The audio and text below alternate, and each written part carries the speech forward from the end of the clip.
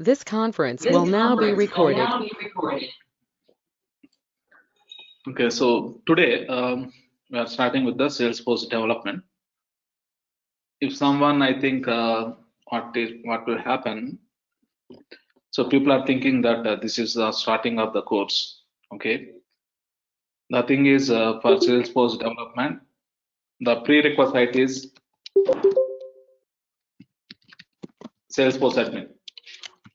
Okay, so if you don't know admin and if you are directly joining the Salesforce development, just understand you might not understand few things.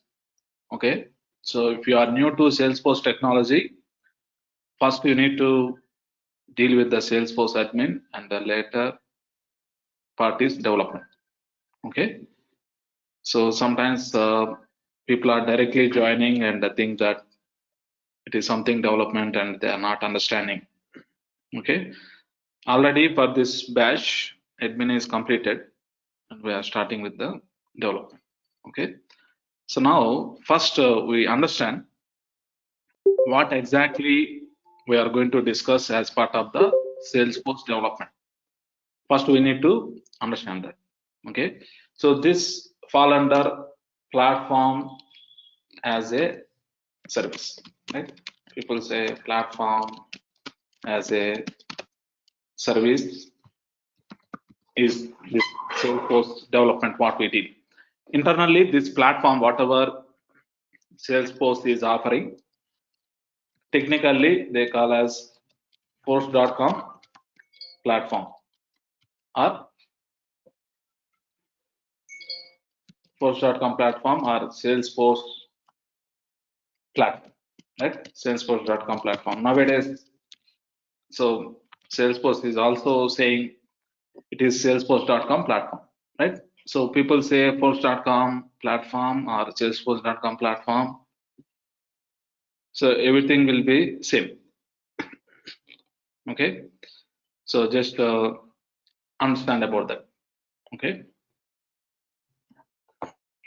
So now as part of this platform, what exactly we are going to understand? Okay. So just let's see. So as part of this platform, so when you deal with the web application, any web application, when you deal, for example, if you open one of the website, what we see on the web page is the user interface. As a user, what we are seeing, so that we call as user interface, the web page. So when you deal with any web application, Salesforce is right web based, right? When you deal with any web application, you see the UI, what we see on the screen, and also when you interact with the screen, let's say when I click on this one, it is opening one form. In background, what it is executing, so that we call as business logic, right? So when you interact with the UI, in background, whatever the code system execute, that we call as business logic, right? So when it executes some logic, okay, ultimately what will happen? Let's say if I fill this form and when I click on save, it executes some business logic, means some programming logic, and it will try to save this information into the database, right? So that means through business logic, there is interaction with the database, right? So when you deal with the Salesforce development, we deal with all these layers. We develop the UI, the web page development we do. When we click on something on the web page in the background to execute some logic, so we also write the business logic. And after executing that logic to interact with the database, we also write some database commands. All these things we do. Okay, not too much complex when compared to the other technologies. Okay, so when you deal with the database, let's start with the database. So basically with 1 or 2 hours of discussion, hardly with a 1 hour discussion, we'll understand about all the database commands. Okay, as part of the database, we deal with SOQL, Salesforce Object Query Language, SOSL, Salesforce Object Search Language, and we deal with the DML, Data Manipulation Language, to save some data, maybe insert or update, delete. To alter the data, we use these commands. Okay, when we reach the topic, I'll explain in detail, right? So these things we deal. And also, so how these commands, where we write in the business logic, we write in the one of the program, and through the program it will interact with the database and bring the data or save the data into database. So as part of the business logic, which language we use here? We use Apex, one of the programming languages, not any other language. Apex is one of the programming languages. We use this Apex programming language. Okay, and people ask, should I already know about the programming language? Should I know already about Java or C++ or something? No. Okay, so as part of this, I'll try to explain from the basics. I'm going to start from what is a program and explain about all the in-depth concepts. Okay, just all you need to do, focus on what we discuss on day to day. Okay, so it will be similar to C++ or core Java, meaning it's not that already you should know C++ and Java. It is not 100% same, right? There is a difference. There are many things simplified, and in a simple way, we can easily develop with the Apex when compared to core Java or C++. I can say when compared to those, it is easy. Okay, so don't waste your time on again learning Java separately and again learning this. You will be getting some confusion. Okay, so focus on what we discuss. The next thing, as part of the UI. UI means the web page, the screens, what we see when you open the application, the website, right? So as part of the UI, so what we do, so we use obviously, if you take any web page, browser by default can only understand HTML. Okay, when you say UI, how the UI, the web page will be developed? By default, all browsers only understand HTML, hypertext markup language. That is not only specific to Salesforce, right? When you deal with any other technology, it is very common, HTML.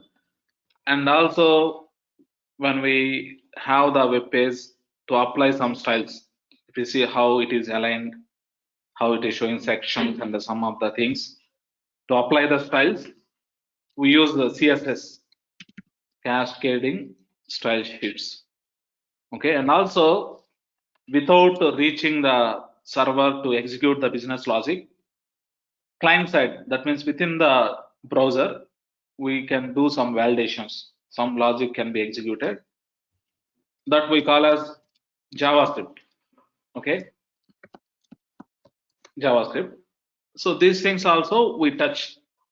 Okay, I can say a little bit based on what we work. Okay, it's not too much depth. We should know. If you know at least the basics, maybe if you are from civil or some mechanical background, in our life you never hear about HTML or CSS. What I recommend, maybe I'll be explaining, but not maybe exactly. I expect at least you know about full form of the HTML, and it will be having starting and ending. So I recommend you to open this website and just to do some exercises, maybe 3 or 4. So just at least they explain what is the full form HTML when you write, how it will start. So what will be there inside of that one, and all those things you can. Okay, so just do all those things. Okay, so just so understand. and follow these things. Okay, maybe for you, for your reference, I'm just saying reference, and just get to know, not in depth, no need to complete the entire thing. Just to get to know what is HTML, how it starts. CSS means to apply the styles, how the content show in a proper way with some styles. JavaScript, some validations. For example, when you are filling the form, make sure that everything you are filling, right? Email address you are giving in an email format. So such kind of validations we can give. Okay, so just understand those kind of things. Okay.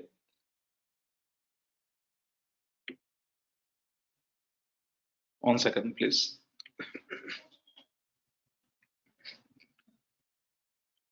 Okay, so the next thing, these are like generic, but specific to Salesforce, what we deal.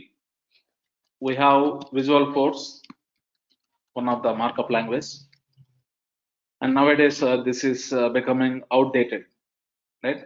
So it was there from year 2004, or I think from many years, and but later, right? Nowadays, the latest way of developing the web pages, the latest framework introduced by Salesforce. Okay, so we use, maybe we should, it's not that we should not know anything about Visual Force. We should know some basics. Still we should know some basics about the Visual Force. It's not that blindly without knowing you can work for a project. So we should know, and those things we'll discuss. And also later to Visual Force, Salesforce introduced ARA, one of the web page development in 2014. Okay, so but later again in 2019, Salesforce they introduced LWC, Lightning Web Components. It is the latest one. Okay, nowadays this is the one which is latest. It's not the meaning that without knowing anything about ARA, if you learn, okay, it will be useful when you work for the latest project, and if your project they are recommending to use the Lightning Web Component. But when you join in some existing projects, so already existing projects, they developed all these components using ARA, and some of the pages using Visual Force, that time will struggle, right? That's why we should also know about at least some basics of the Visual Force, and we should also know about the ARA, at least the basics at medium level, and also LWC. Okay, so I can say due to the duration of the development, up to 30 to 40% of the syllabus of ARA and LWC will be covered, up to 30%. So remaining 70% is not as part of this development training. There is a separate training if needed. Basically, with this, whatever we discuss, you can manage attending interviews, and also you can, as a starter, you can also work for a project. Okay, but in-depth understanding, if you want, you have to go with a separate course for this. But all other things will be discussed in detail as part of this course. And also people ask about the integration. So when you deal with the Apex, here we also discuss about the integration using SOAP API and REST API. Okay, REST API is latest, 90%. In most of the projects, companies, projects, we use REST API, but we should also know about SOAP API. Both also will be discussing as part of this training. Okay, so this is what at high level. Okay, if you want to know about the syllabus, you can see the syllabus. I think my syllabus is also a little bit outdated. Okay, so maybe you might see something using Force.com tool or something like that, but we use all the latest tools as per the current industry standard.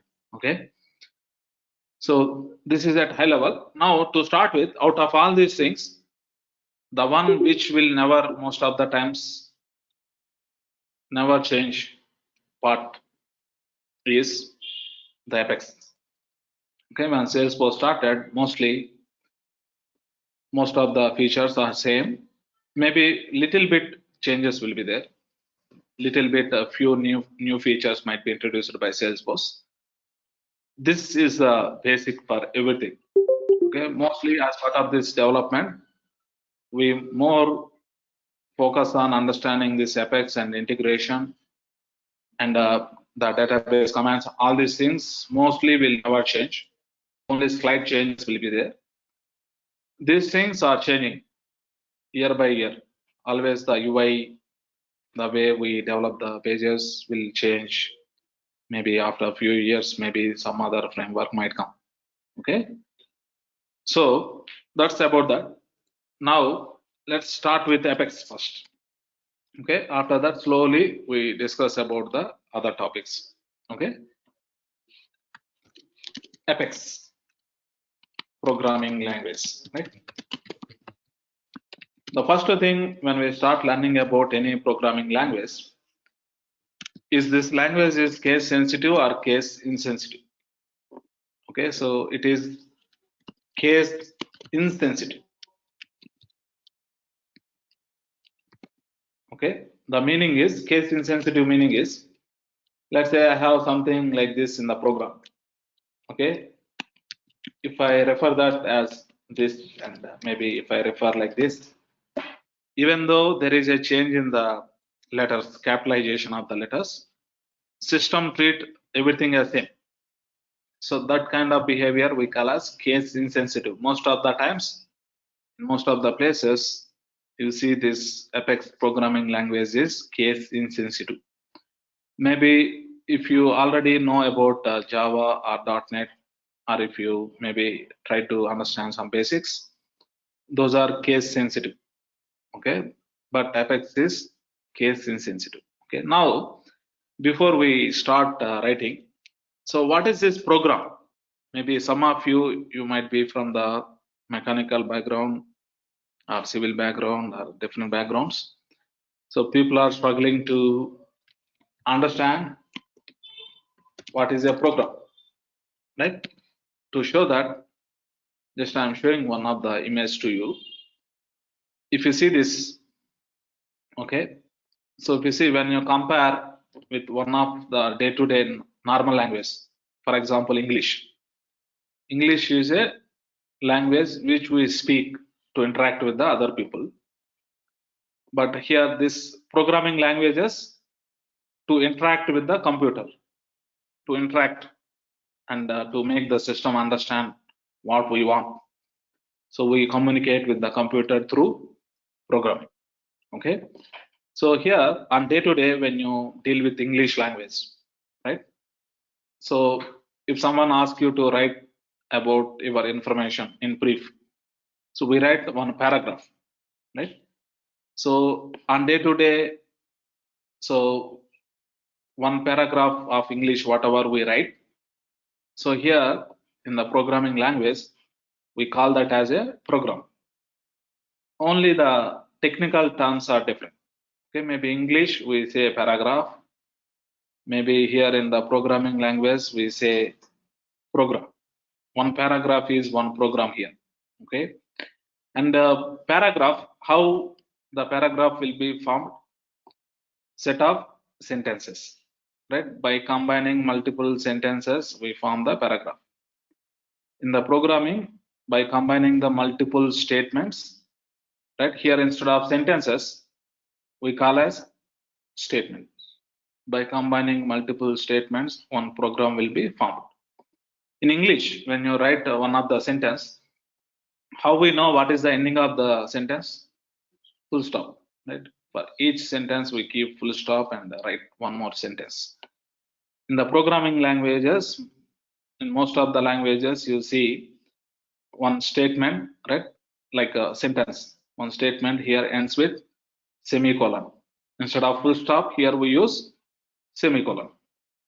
And maybe So we write all the sentences side by side when you write the paragraph. In the programming languages, we write in new line. Each sentence, each statement will be in a new line. So slight differences are there. Okay. And also sentence. When you say sentence, how the sentence will be formed? By combining multiple words. So when you say words, so when you combine multiple words, we have to follow the grammar, right? If you don't follow the grammar and write the statement, write the one of the sentence, it won't give meaning, right? People cannot understand. So when you write the sentence, you have to follow the grammar and write the sentence in a proper way. In the same way, when you write a statement in the programming, here also there is a grammar. Here instead of grammar, we call as syntax. We need to follow the syntax expected by the programming language. Okay. So how we know? Once you learn, you'll understand, right? How we know how we are speaking English? So we studied, and by speaking, we are able to speak, and we are able to form the sentences and try to communicate with the other people. Here also, we'll be learning how we write the sentence and how we write the statement and the syntax, all those things. Okay. Only the thing we say syntax here instead of grammar. Okay. And also there can be multiple words in English language, right? Here instead of words we call as tokens. Technically, each and every word you see in a program is a token. Okay. In English, when you say word, there can be again different types of words.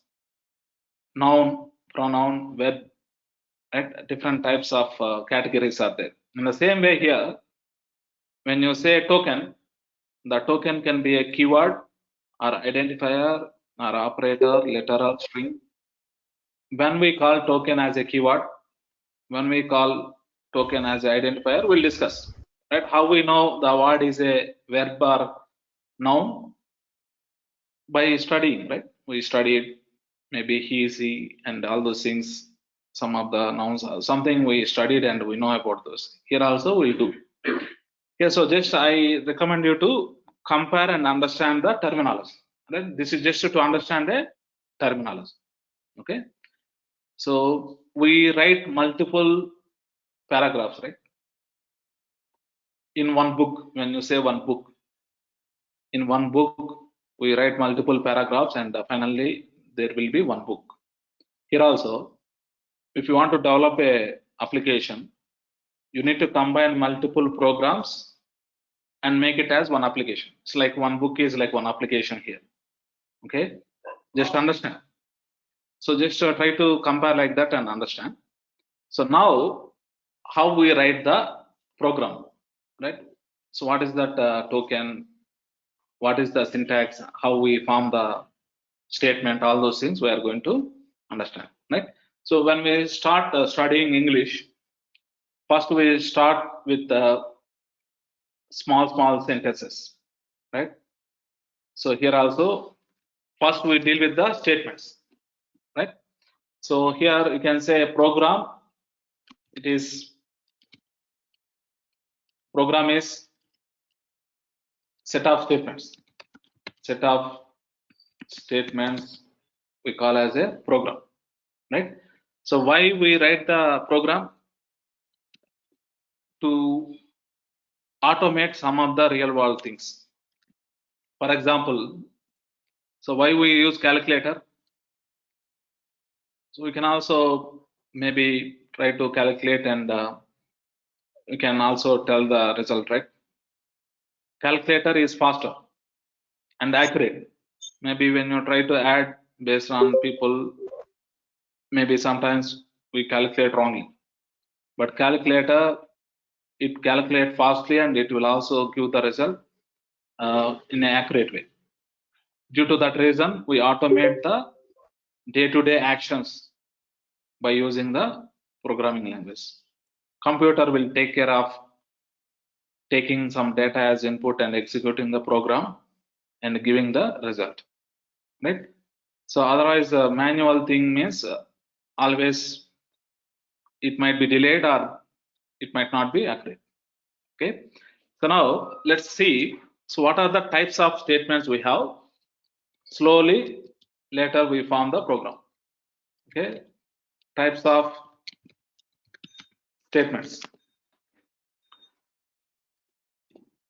First, I'll list out the types of statements and slowly we understand each and every type of statement. Okay. The first one, memory statements. Okay. So why we need that, I'll explain. Okay. Just I'm listing out the statements. Arithmetic statements, and you can say conditional statements,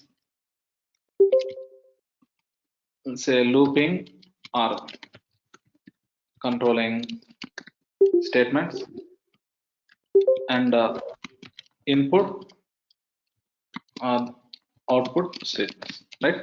So when you deal with English also, right, sometimes we combine multiple sentences with and, maybe because, right, we say then. So by using if, then, many things we use, we say compound statements, all those things. In the same way here, we have different categories.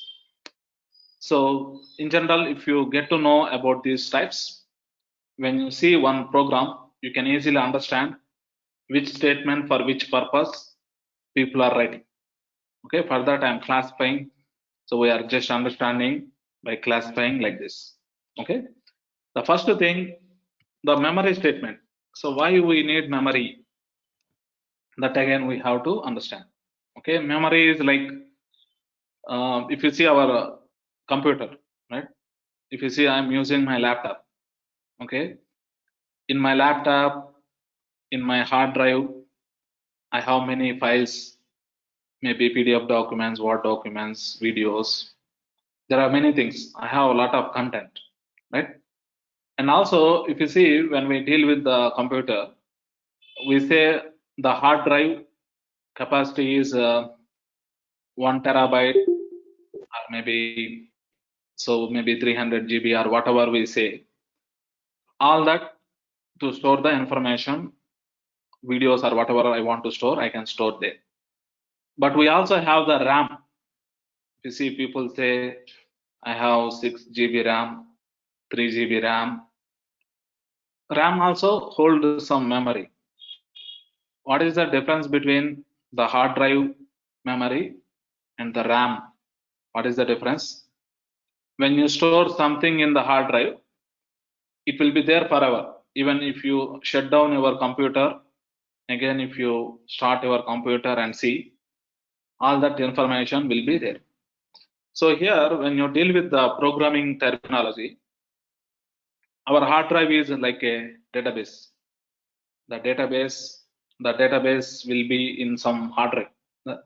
The files what we store in our hard drive, here that is nothing but this database, which will store in one of the server, right? Server will be having that hard drive, right?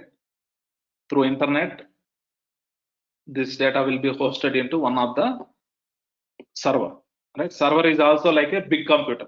Ours is like a small computer having 1 terabyte. When we say server, it is a supercomputer having the thousands of terabytes of memory, right? So basically, it will store into that server. In my system, whatever the files I store, it will store into my computer hard drive. Okay, so just try to understand like that. So now RAM in our system, RAM purpose is when I open one of the application. For example, I am opening this GoToMeeting. I also opened this Visual Studio Code, one of the text editor. I also opened Chrome browser, right? So all these applications occupy some runtime memory.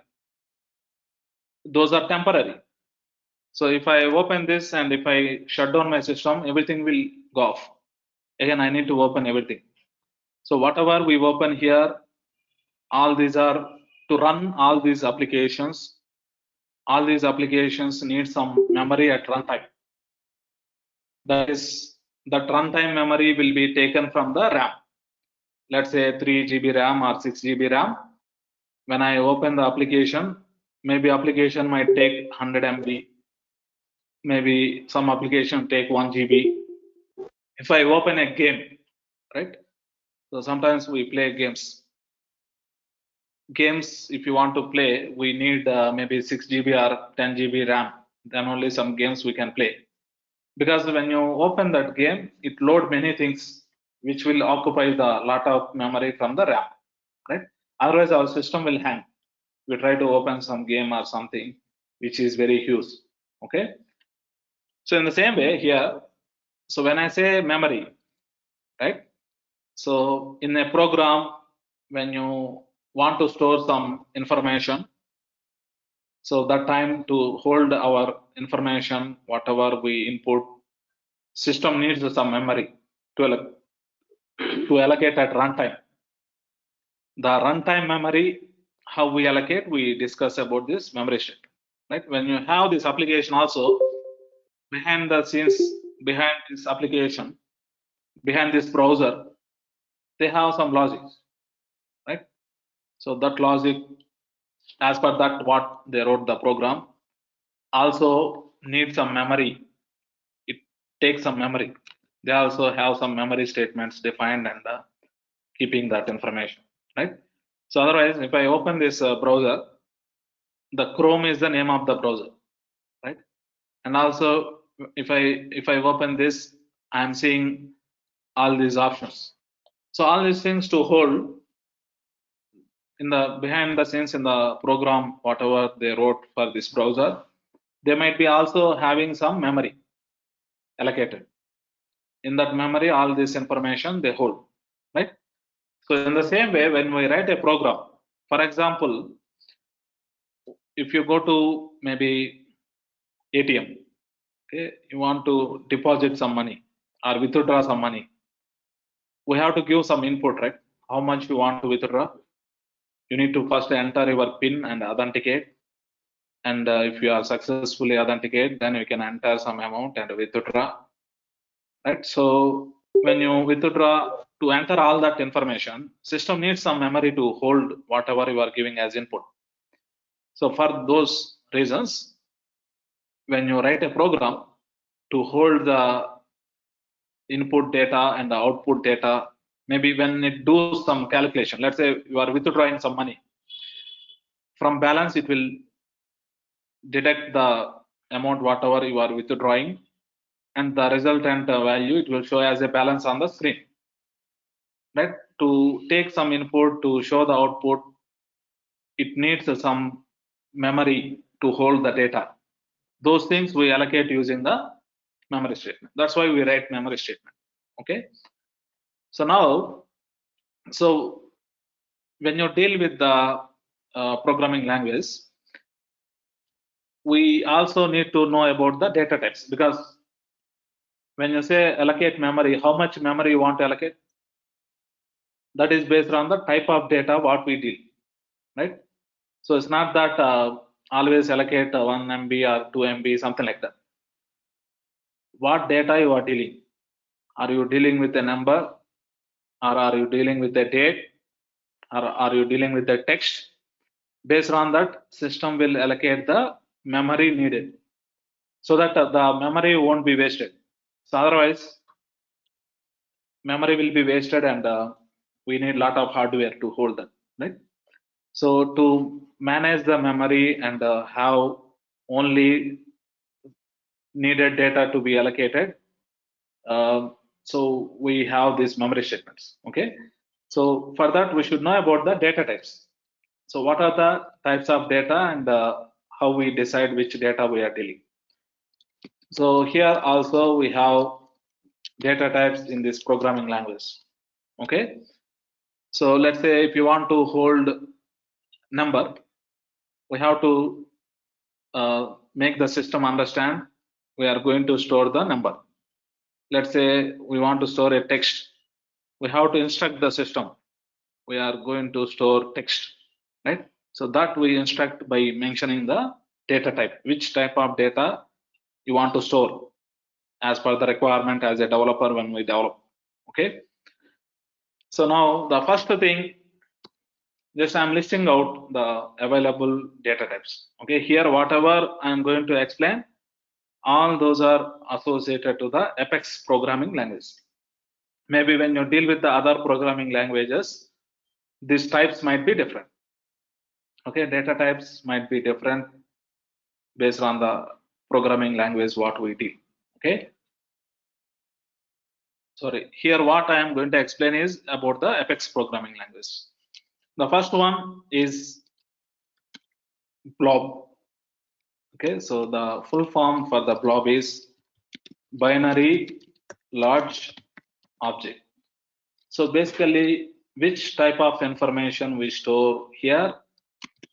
The file, right? File can be notepad file, or PDF document, or image. Any file, any document, if you want to store, we can use blob, one of the data type. Okay, I'm going to explain in alphabetical order. Okay, so the next one is boolean. We have one of the other type called boolean. Boolean means true or false. Right? When you fill some application, mostly sometimes we see true or false. Right? Let's say mail, true or false. Right? Like that. So to accept the true or false values, we use boolean. Okay. The next one is date. You see, we have date. There are different date formats. Maybe country to country, the way we mention the date might be different. Maybe in US, they follow MM,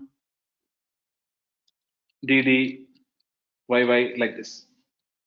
Maybe in India, we follow DD, MM, YY like this.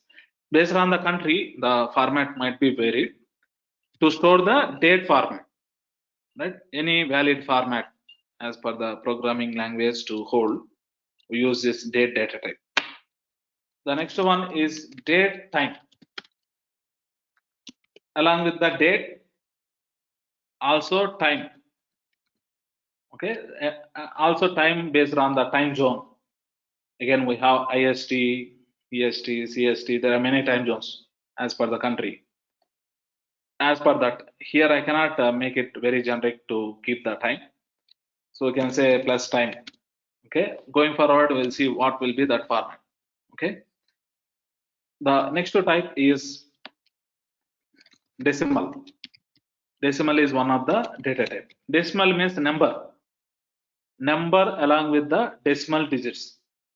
For example, currency, I say $9.5, right?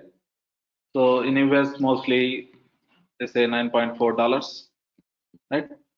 So here we cannot round it. $9.8 means again that cost also should be included. So when you deal with the currency on day to day, and maybe let's say weight, right? We should not ignore maybe decimals. We also need decimals also. So in those situations, we take this decimal type. Okay. So just understand, after number, there can be some decimal digits also. Okay. The next thing, ID. ID is one of the data type. Okay. If you see, we discussed about the standard objects and the custom objects, right? Standard objects, custom objects, those are the database tables, right? Whenever we create any record, either in standard object or custom object, the uniqueness of the record will be maintained using the record ID. So we have either 15-digit or 18-digit record ID. To hold that, this ID data type will be useful. Okay, we hold the record IDs in the ID data type. Okay, the next one is integer. Okay, and also in between we have double. Okay, double means very huge number. Sometimes when you deal with mathematics, you also represent exponential, right? E power 5, something like that. Beyond the day-to-day what we deal, beyond that, if there is a huge number, those things to deal, we use double. Okay, for now, you can say big decimal value. Okay, for our understanding, it's a very big decimal value. Mostly we don't use. Okay, if really there is any, so that's what we have to use. Okay, so that's about that. And later this ID we know. Now the next one is integer, right? Integer is one of the data type. It is a rounded number. For example, if someone asks about the quantity, quantity means 10, 20, 100, right? We cannot say 1.5. Okay, so mainly when you deal with the quantity, when you are counting, when you count, we say 1, 2, 3, right? We don't say 1.5, 1.6. So in those kind of situations, so we use this, right?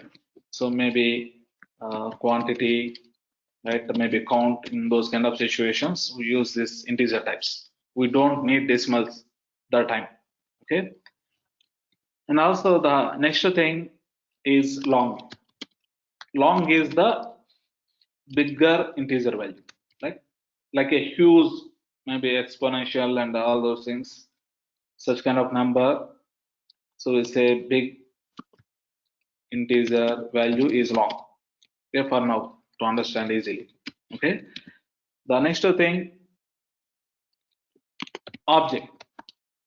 Object is one of the data type.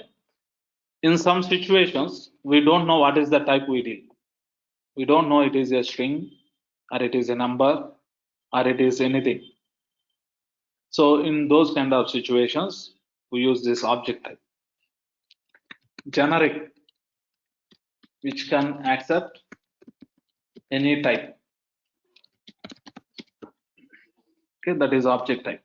Okay. The next one is string.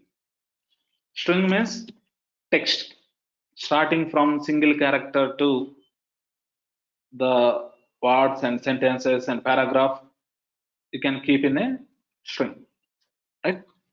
So I can say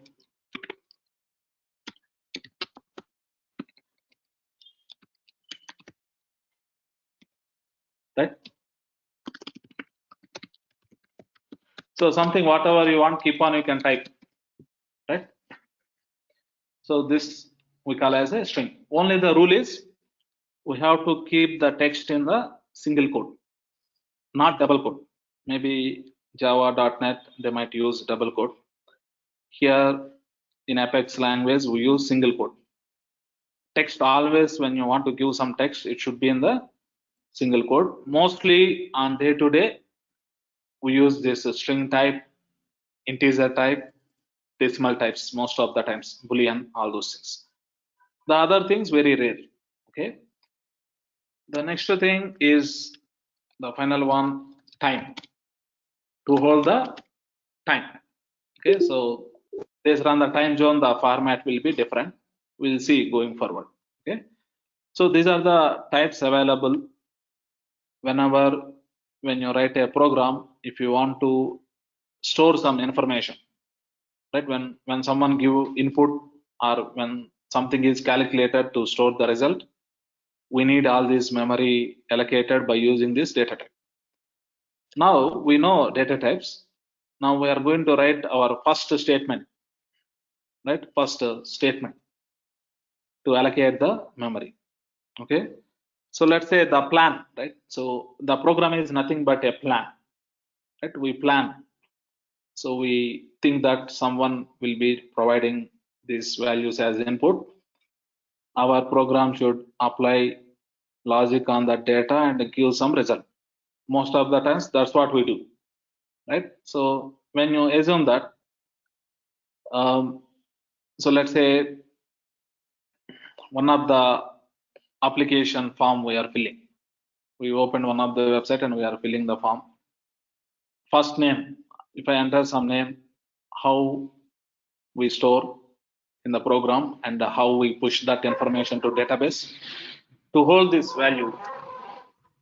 Okay, so internally, name, right? It is a text.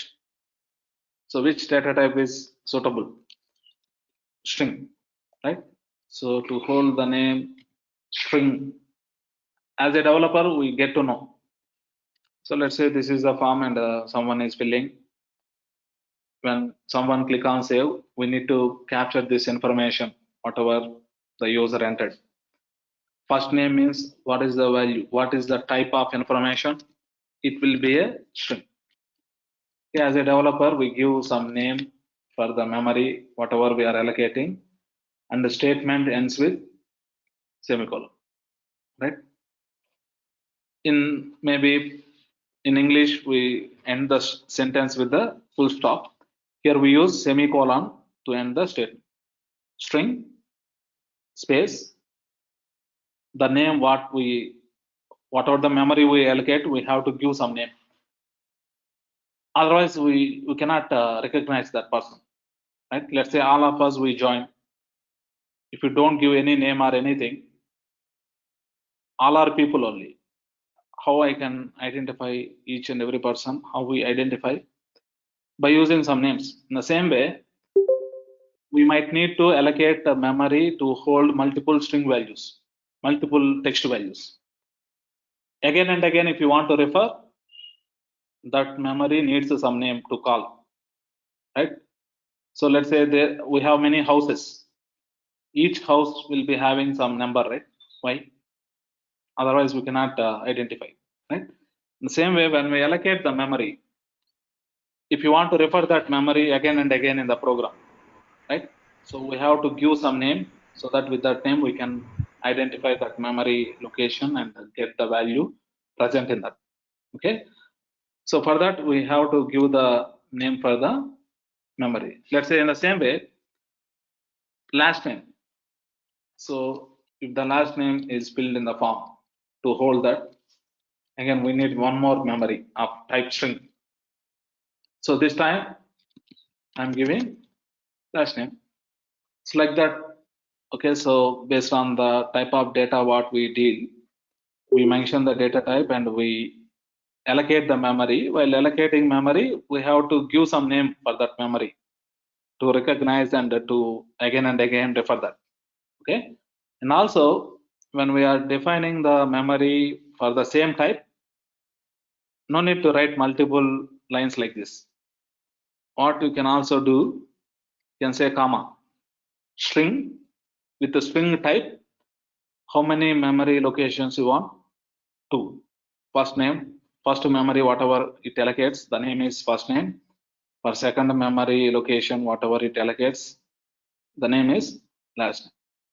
So like that, we can mention, right? This is one memory stick. Let's say I want to store the age of a person. The person age. What will be the data type? Either integer or decimal. Integer means maybe 29, 30, 25, something like that. Decimal means 25.67 years, like that if you want. Let's say I want a rounded age. Okay, so we go with the integer. Integer is, that's it. Okay, and also when we are allocating the memory, if you want, you can also give the default value. Okay, so let's say here, if you want to give the default value, you can also give the default value, right? So integer is equal to, let's say I'm giving some number as per the requirement. Okay, we can also assign the default value. Okay, this is one of the memory statement. Okay, so just understand these kind of things. Okay, and also keep on based on the requirement. Okay, so we have to define the memory locations. Let's say this person is educated or not. Okay, just to know, yes or no, true or false, we need. So we need boolean, right? Say is, let's say employed. Okay, this person is having job or not. Okay, is employed means true. Otherwise false, right? If you want, we can give default value. Otherwise, we can also assign letter. Okay, these are the some of the examples of the memory statements. Okay, so just to understand these things. Okay, and also when we allocate the memory, right? So let's say here string, we are allocating the memory to hold first name and last name. If you allocate the memory, but if you don't assign any value, by default, the memory, whatever we allocate, it holds null. Null. Null means nothing is there. That's what will happen. Maybe to show you. Okay. So go to Salesforce. If you are very new to Salesforce, all you need to do, go to this developer.salesforce.com, click on sign up, and check your email and set the password. Once you log in, you'll see like this. All you need to do, click on this gear icon, click on this developer console. If you want, you can hold control and click on this developer console. It will open here. Okay, so this is a tool as a developer what we use. Okay, as a developer, if you want to interact, if you want to write some queries, you want to do the development, right? It's like a web-based IDE. You don't need to install anything. Directly open this developer console. As a developer, whatever you need, you can do all those things here in this tool, developer console. Okay, so here for us, we are very in initial stage. Okay, for us to play, you need to click on this debug. Okay, so just you need to click on debug and the first option, open execute anonymous window. So here the advantage is, without writing any program structure, some random statements we can write and execute. It's like a rough notes, right? We write whatever we want and execute randomly and see it is correct or not. Okay, so no need to maintain any program structure, right? So here I'm just saying integer is, this is one statement, right? Now when this code is executed, what will be the value present in that age?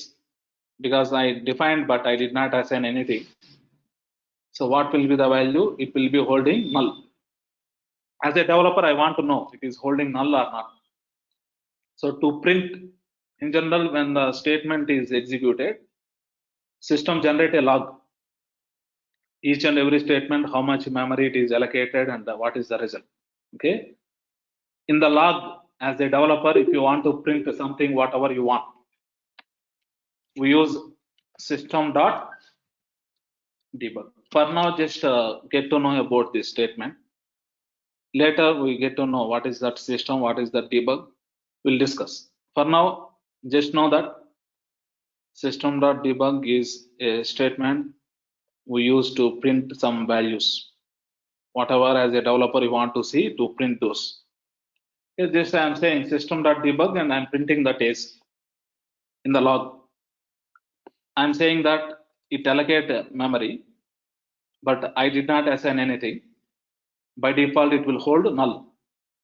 While printing here, it will print as null.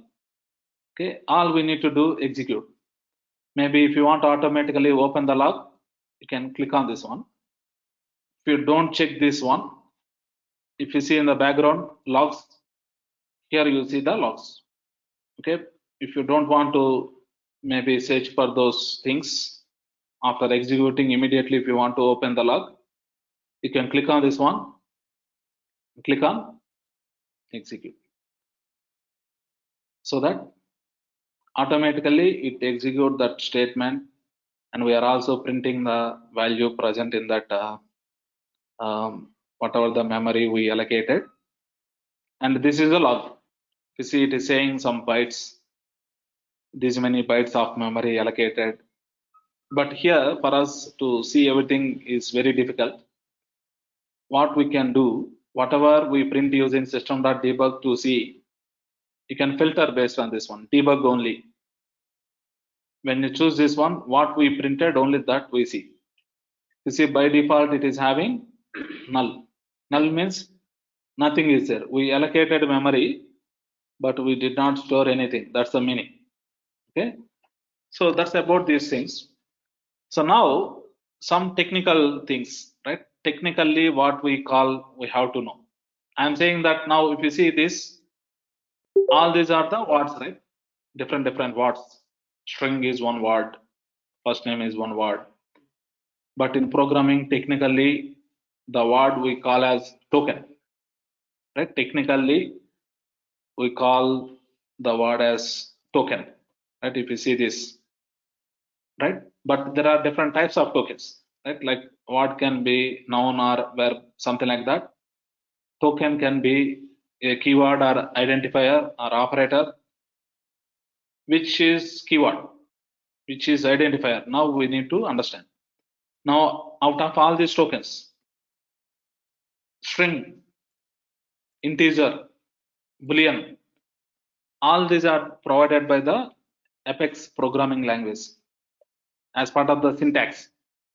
If you want to define text value, we have to use string data type. If you want to hold number, we need to take integer or decimal, right? So you can say all these data types, the token which is provided by system and for which we cannot change the meaning, those things we call as keywords. Okay. So if I say string, always I have to give the text value. If I give some number value, if I give some boolean value, it won't take. Always I need to provide in the text format. Same way integer. Integer means only number I can give. I cannot give boolean or I cannot give text value, right? So these are the tokens provided by the system, which we cannot change the meaning. Okay, all data types, ID, integer, long, object. And also if there is nothing, by default what it holds is null, right? Null means nothing is there. We cannot change that meaning. Null means always is nothing is there. That's the meaning. So all these we call as keywords. Okay, the tokens provided by a system and which we cannot change the meaning, all those are the keywords. That means all these data types, null and some system tokens, we call as keywords. In the above program, we also have the other types, right? We have identifier, operator. What is that identifier? Identifier is for identification purpose. When you write this statement, we give first name for our identification. As a developer, I want to identify the first name, right? If I don't give any name, I don't know where it is. So for our identification as a developer, we are giving whatever we want as a developer. This is not provided by the system. Maybe some other developer might give like this.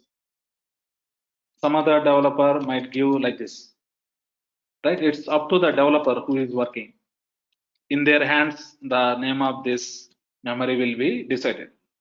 So these are defined for our identification purpose. These things we technically call as identifier. In the above program, all the names what we gave for the memory, right, is employed, right? All these are the names as a developer we give. Those things we call as identifiers. Okay.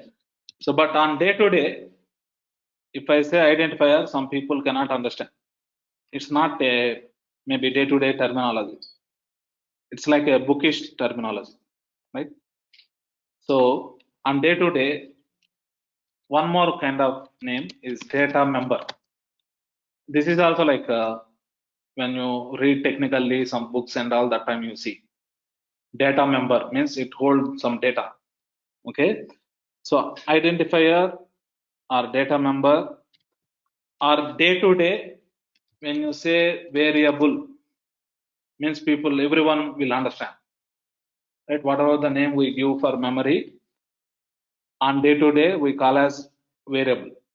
Maybe when you interact with the other people, other developers, some developers don't know when you say identifier. They don't have much experience, but everyone knows when you say variable. Okay, so on day to day going forward, I'll say variable. Now onwards, I don't say the name for memory or identifier. Going forward, I'll say variable.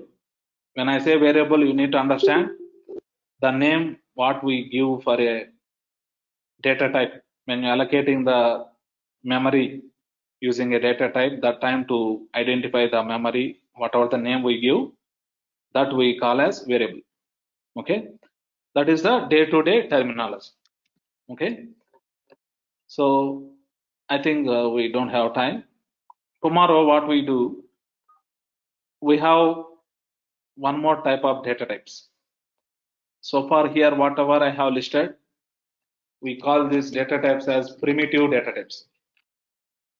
We have one more category, non-primitive data type, right?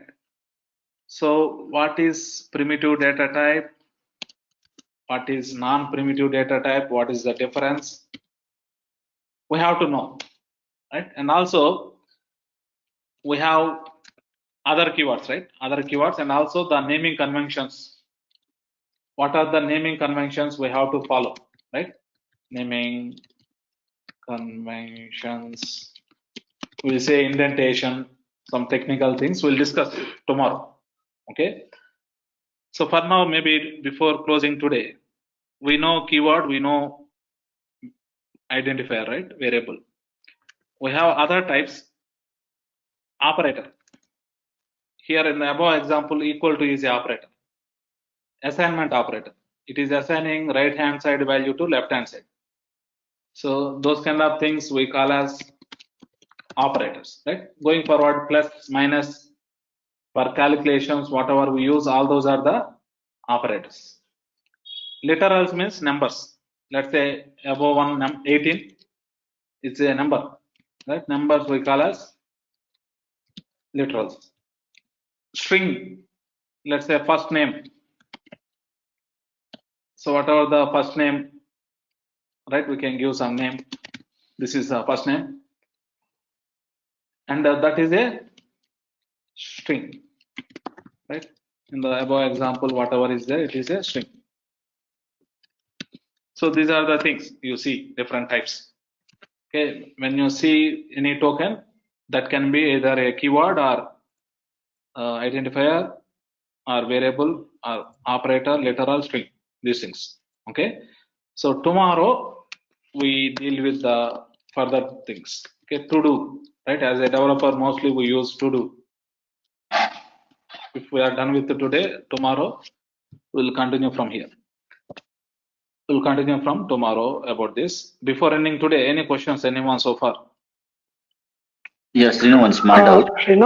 Yes. Yeah. Yes, sir. So as when we per assign the memory,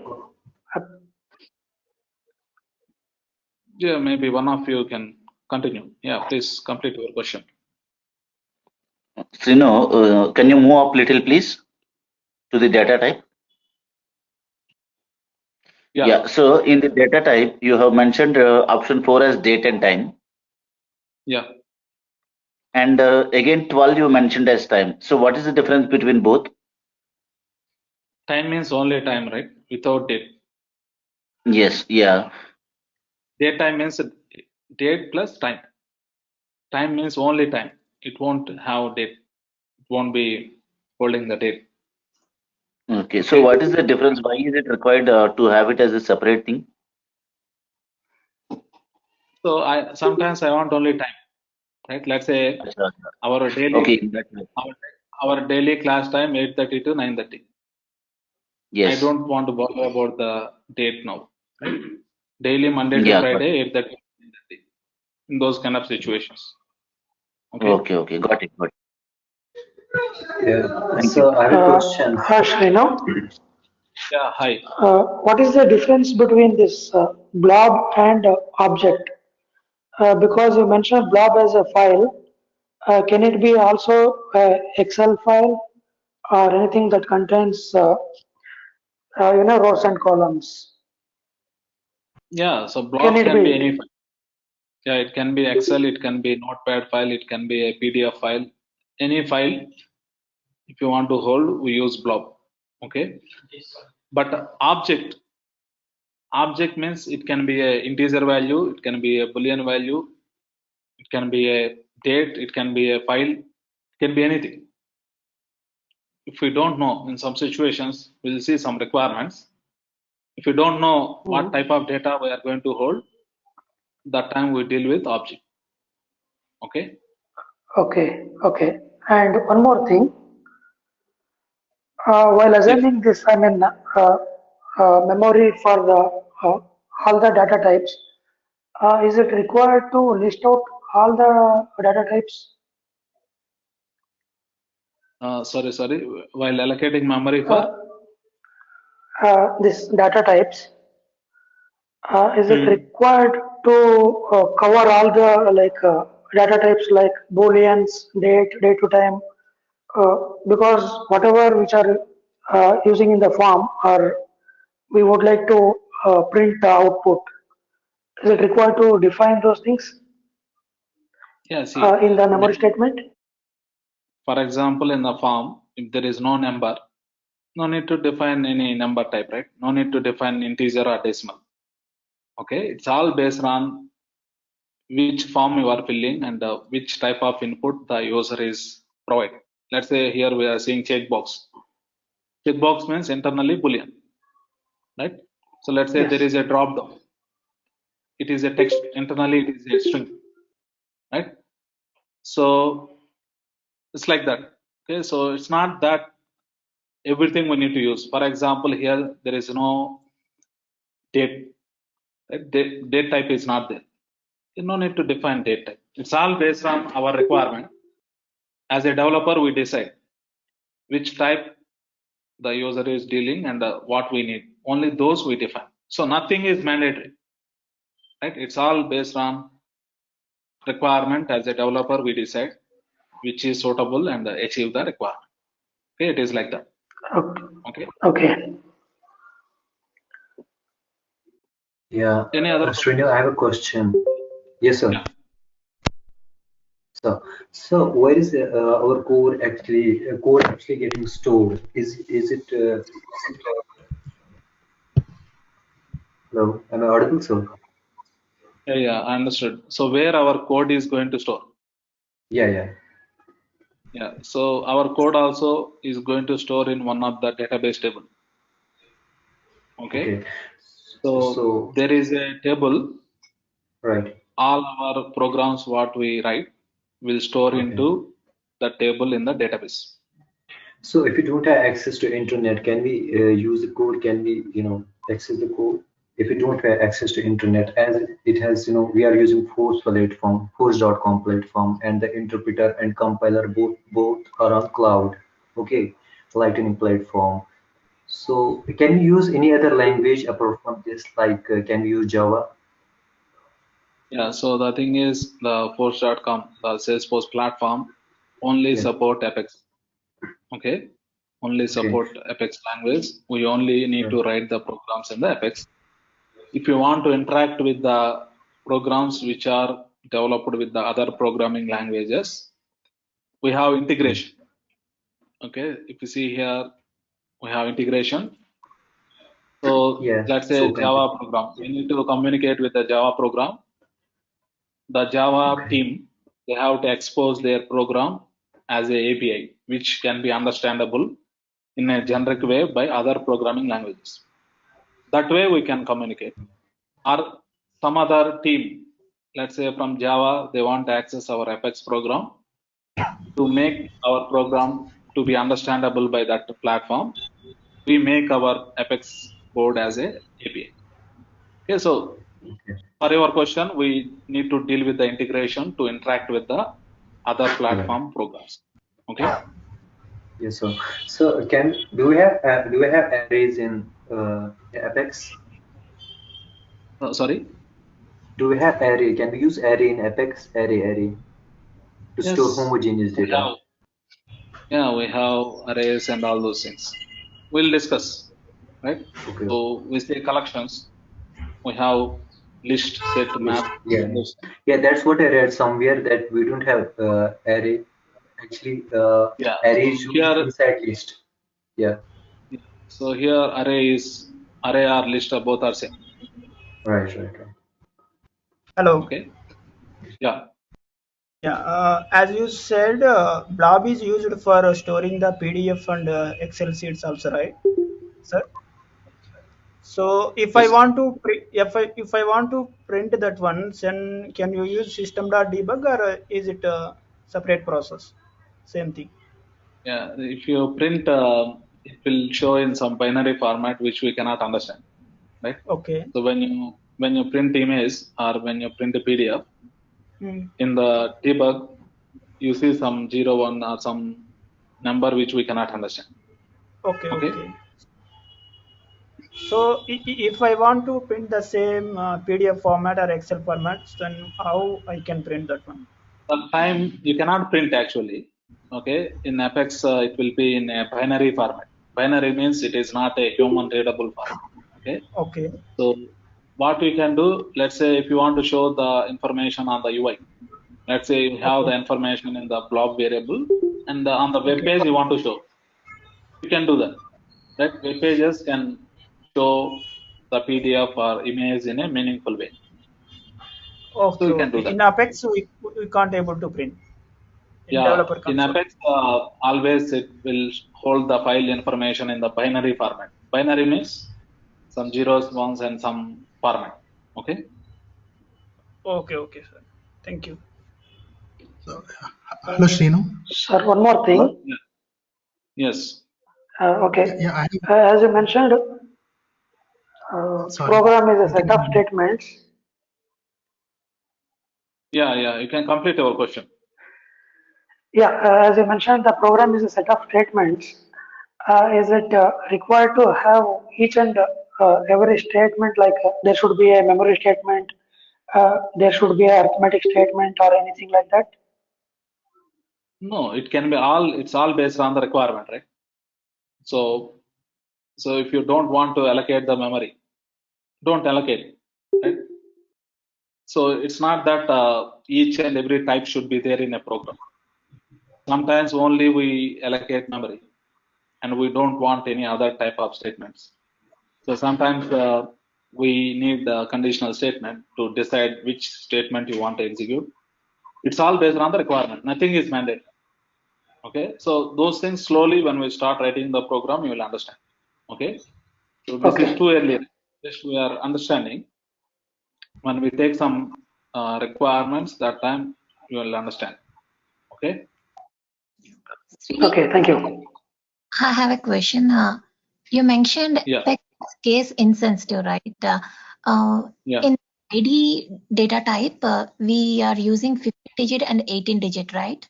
15-digit is in case sensitive and 18-digit is case insensitive. How it will handle at the back end? Yeah. So when I say this case sensitive, it's not about the values what we assign. Okay. So Okay. for example, here we define these types, right?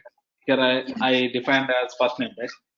Mm. Let's say I want to print that value. I say system.debug, and while printing, here I'm following small f and the remaining.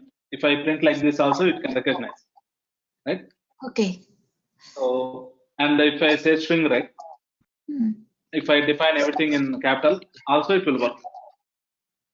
Okay. Okay. Okay. So when we say it is insensitive in this situation, not Okay. the values. Okay. Okay. Okay.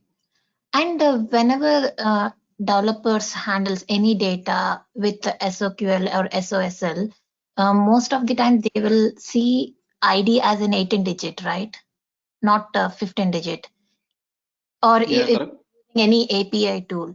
If they want to compare by running a report in Salesforce Classic or Lightning, it will give only 15 digit, right?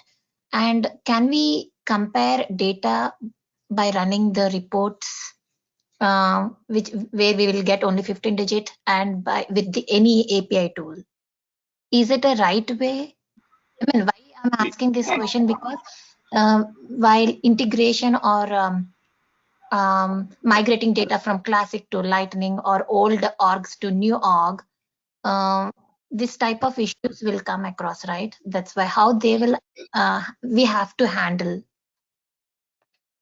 See, while migrating, we cannot migrate the record IDs. Okay. So Okay. let's say there is one organization, and from one organization you are moving the data to some other sandbox or production. We can only move the data, not the record ID. Okay, record ID won't be in our hands. Record ID will be auto-generated by the system. Okay, it is specific to org. Each org will be the different. Even the record is same. If we are moving from one org to another org, the ID will be the different, right? Yeah, different. When you move, it will be different. Unless you know, right, we have production, and from production you can create the sandbox.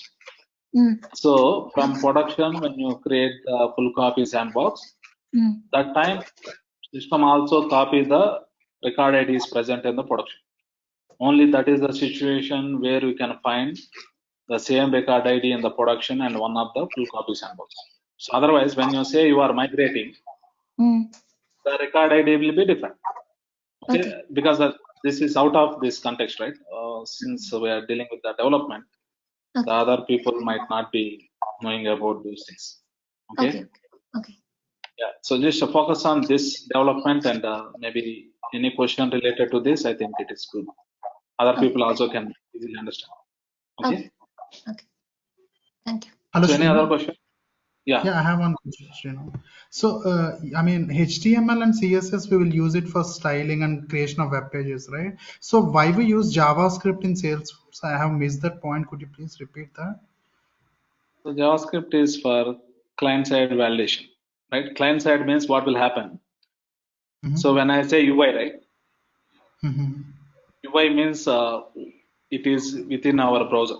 Once this page is loaded, now this page is in browser, right? This page is completely downloaded into this browser, right? So now when I click on save, right, what will happen? Internally some logic will execute, and it will try to interact with the code which is there in the server. That means we should have internet. Through internet, it will reach the Salesforce server and execute this logic and store in the database. Right? When I click on save, sometimes I don't want to directly interact with the code present in the Salesforce server. In between, you can write JavaScript. Okay. So JavaScript which will execute within the browser.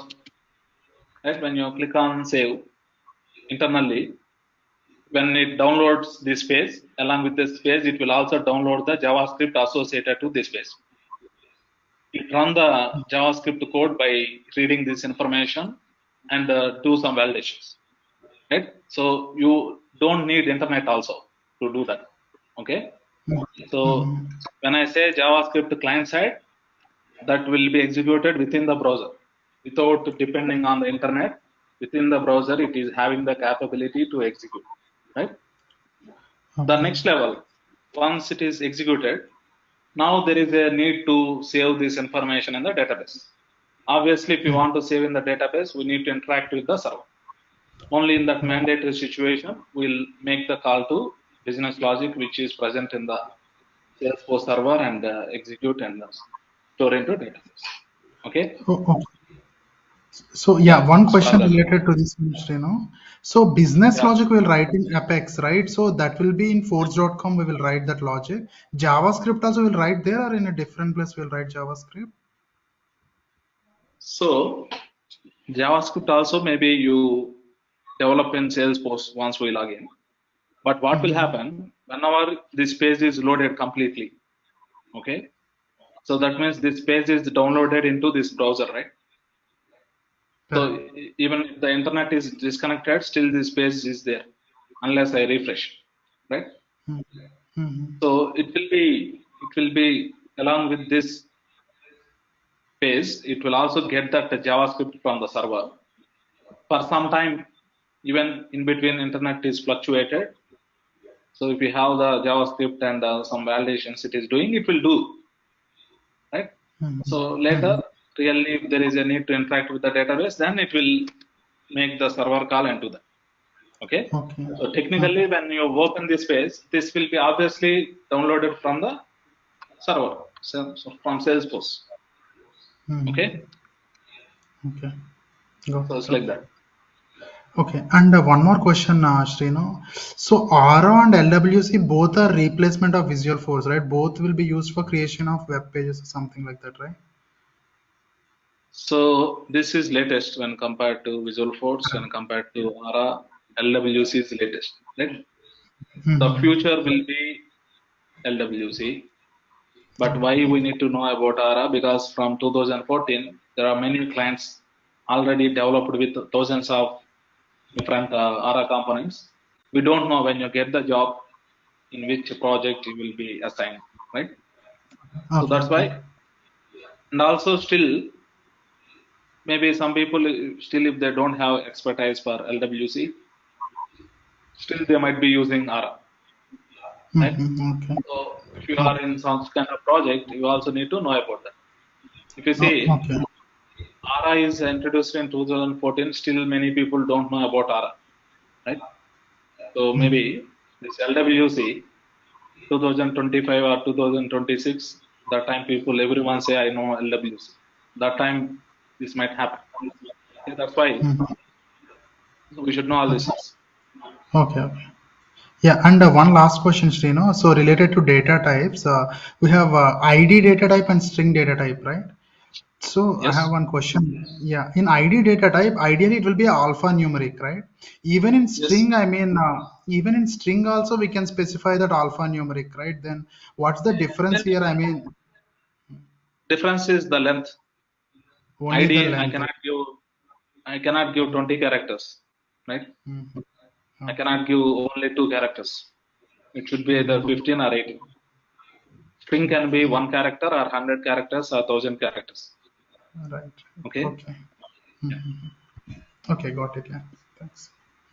Any other questions? Yes, Srinu, I have one question. Yes. We have discussed about the identifiers, right? Yeah. So you said like one developer can save first name and one developer can save F name, something like that. You said, right? Yeah. So I mean, this is when we are calling for the data, or like if let's say we are updating, right? Let's say if we are updating by using these statements. Then if somebody enters F name, and what if in the Salesforce R we have like first name, still it can be called, or what will happen? So are you talking about the field name in Salesforce? Yes. Yeah. So that time we have to do the mapping, right? This is not the field name, right? This name can be anything, whatever you want to give. If you Okay. want And to okay, you are saying like once we need to develop the code, later we need to do mapping in order to update or insert. That is what you are saying? Yeah, you need to do the mapping into that table, into which field you want to store this. Okay. For this time, like for the variable type, you can give anything, whatever we wish to have, like in a meaningful way. Yeah, it's better to give in a meaningful way. Tomorrow I'll explain about that, right? Sometimes what people do, they say like this. We give like this, it is like we are studying BTech or MTech and we write something, right? So when you work in a project, it should be meaningful. If someone see, they should guess that, okay, people are storing first name, right? If I give only this, we don't know what people are going to store. It's like that. Okay, this completely depends on the developer, like what exactly they say. That is what you Yeah, said, right? if someone give like this, we say that that guy is a junior developer. right? Starting studying newly. Okay. So when you say I have some experience and I'm doing development, we have to follow some standards. Most of the developers what they follow. About those naming conventions, I'll explain tomorrow. That part Okay, we call Srinu. as indentation means programming standards. Okay, even though if you give like this, still it will work. You will see the result. If someone see the code, then only they know. So who wrote this code and how it is. Okay. So those we'll discuss tomorrow. What are the standards we need to follow? Okay. Okay, and one last question, Srinu. I mean, like, why exactly we use blob? I mean, in the code. I mean, and is there any limitations for that one? Like, how much extent the file should be, something like that. Yeah, obviously there is a upper limit. Okay. So for that, you can see documentation. Even I did not remember, right? So for everything, there will be a upper limit. Okay. So for example, sometimes you see some attaching a file, right? When you have a form, in the form we need to attach a file. Maybe supported file formats, maybe PDF, and we can upload Word document, something. That time where we store that information temporarily into blob. That Okay. time, so it is too early, right? When I take some examples, then you will understand that Okay. time how exactly it will be useful. Got it, Okay. Srinu. Thank you. Yeah. So any other questions?